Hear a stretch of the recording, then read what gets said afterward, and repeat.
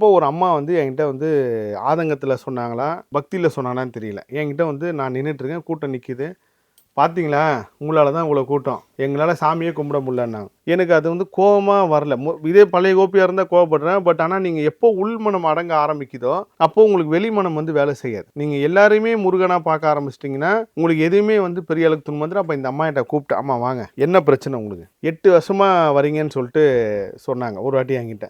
இதே நானும் கிட்டத்தட்ட 12 வருஷமா வரேன். நான் 8 வருஷத்துக்கு முன்னாடி உங்கள பார்க்கும்போது நீங்க ஒரு தாலி கயிறோட வந்தீங்க. இப்ப கிட்டத்தட்ட ஒரு 20, 25 சவரன் நீங்க போட்டு வர அளவுக்கு உங்களுக்கு முருகர் வச்சிருக்காரு. அப்போ நீங்க சாப்பிட்ட இந்த அமிர்தம் மக்கள் சாப்பிட வேணாமா? கண்டிப்பா சார். பாமர முருகனுக்கு போக வேணாமா? திருப்பள்ளி எழுச்சி நம்மளுக்கு மட்டும் முருகர் கொடுத்துருக்காரு. அந்த அமிர்தம் எப்பேற்பட்ட சுவைன்றதை நான் வெளியில சொன்னேன். அதுல 100 பேர் வந்தா 100 பேர் 500 பேர் ஆனாங்க, 500 பேர் 1000 பேர் ஆனாங்க, 2000 பேர் ஆனாங்க. இப்போ உங்களுக்கு முருக சக்தி முருகர் பெரிய அளவுக்கு கொடுப்பாருன்னா, நம்ம சாமி கும்பிடுறதோட நம்மளுக்கு பின்னாடி இருக்கிற சாமி கும்பிட்டு நம்ம ஒதுங்கி காட்டுறோம்ல, அங்கதான் உங்களுக்கு முருகர் அருள் புரிவார்.